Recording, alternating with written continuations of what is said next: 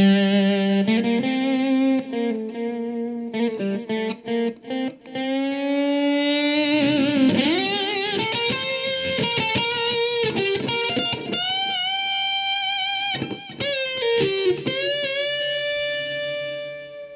everybody, Dave Nassi here at Epic Guitar Instruction.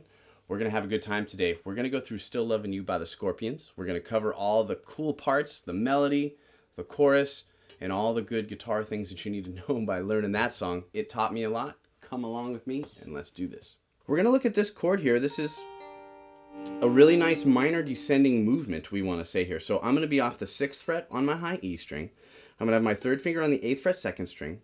And my middle finger's on the 3rd string. So what I'm going to do is I'm going to pick the open D string, and then I'm going to go 1, 2, 3. So I get distorted guitar turned way down. So, you know, obviously when they do this, there's some overdubbing going on the album. But if I go through it this way, the next chord is going to be just like this. Now, it's the same on the high side, but I added this on the 5th string, so that's on the 8th fret. So that gives me, you could even fret it this way if you like, to be honest, where I, substitute with the pinky. That would look like this. We're gonna flatten the 1st finger now on the 6th fret to still hold the same notes on the high side, but change my bass note to the 6th fret on the 5th string, and so you have like that low moving note where you have the D. I'll fret it this way. F, E flat. Really cool little line going 9, 8, 6, 8, followed by this chord. Now this E flat major 7 is what that is. So it's like a power chord on E flat. My middle finger's on the 3rd string. My pinky's on the 2nd string, and I'm going to flatten my 1st finger to cover the high side, so, or the high E string. Now there's some timing to this. Down to a D7 chord. And a D7 chord, if you're unfamiliar with that, is going to be a power chord with my pinky on the 2nd string and my 1st finger's flat. So let me play each chord individually, and then we'll arpeggiate each chord, and we'll be pretty covered with that really sweet intro. So the 1st chord looks like this. The 2nd chord looks like this. The 3rd chord looks like this. Do the little melody, which changes sometimes. If you want to do that kind of motion, we go to the major 7, where we hit the bass note and we come from the high side back down, and then we go to the D. And that's going to cover us. That's one guitar part. The other guitar part does something cool in harmony with it. It does a different version of the G minor, because that's what you have going on here. So we're going to go like this now. We're going to hold the G minor. And it's just like this, we want to kind of look at it really pretty easily. You're just abbreviating the higher notes of it. So I'm going to walk down. I'm going to flatten my finger. I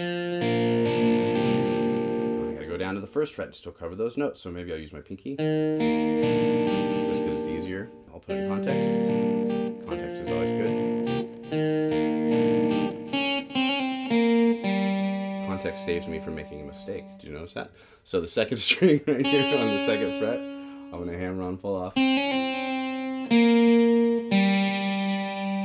Right, so in relation to the other.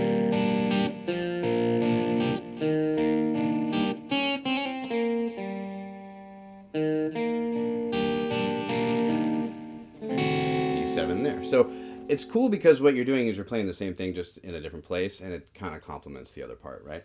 So that's awesome. Nothing wrong with that at all. That's just the beginning of the tune. We love that. And then the verse is really pretty simple.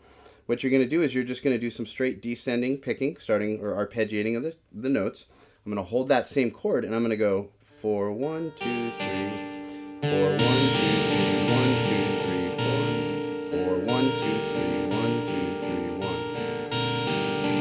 You can do that for 4 bars, I believe. A D-shaped chord, which is an A chord.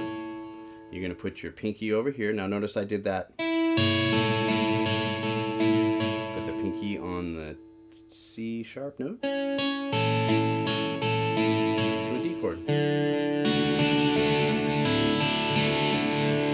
that's your verse. We're going to do it one more time. Don't need to make it more complicated than this.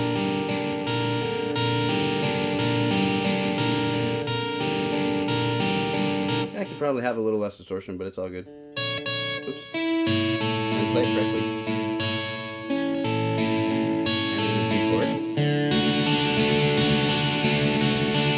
Now you get the cool melody that comes in, and this is one of the things that sticks in everybody's head, right? So you're going to slide from 3 to 5. So as I slide from 3 to 5, I'm going to use my third finger. I'm going to climb up on the G string, 2, 3, 5.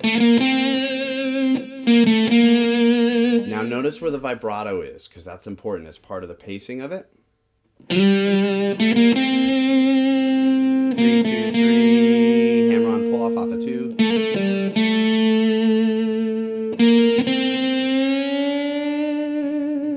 Sensitive, man. We're sensitive with this stuff. This is really cool. Same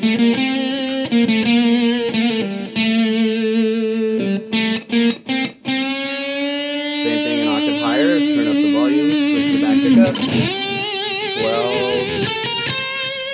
12. So again, with the arena rock tone, you know, a little bit of delay on your practice amp is always good. 12, 10, 11, 13. 11, 10, 11. Now, dramaticism. Look at where the points are of that, right? Like if I have, like you're putting focus on that. It's kind of like your momentum is leading you to that point. It's easier to memorize things when you look at it that way. If you're looking at like, oh man, I gotta go 12, 10, 11, 13, 11, 10, it's too much. Think of the melody as you go through. And momentum. That'll get you really, you know, your instincts will really carry you far that way. Cool, not what you expect kind of run. 12, 11, 13, bend. Big old bend on 13 on the second string. Up, down. 11. So we have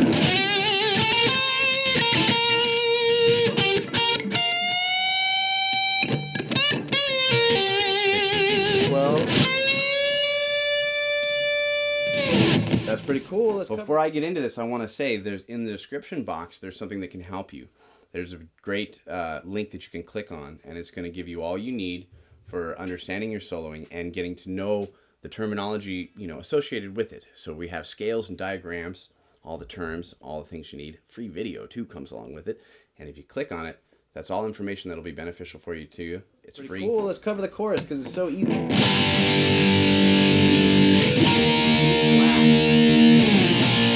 Flat. Yeah. You're gonna do that twice. Flat. Flat. Go to the G. C minor. So going for the G. It's the second half here. C minor. G. Back down. You're gonna go to E flat. That's F. And then you're in your beginning of your chorus. So that's going to be Still Loving You. That's a pretty cool way to get through that. That's going to cover you for a good portion of the tune. There's some other great characteristics of it, but I think we've hit those points, and I really enjoy that one. 3 things that we would love for you to do for us, please, would be to subscribe to the channel, like the video, of course, and leave us a comment. It's really helpful when you do. You can give us all the information that you would like to see us provide for you. And you know what? I watch all of these things. We like to leave comments, and I love a challenge. So I will see you next time at Epic Guitar Instruction. I really appreciate it.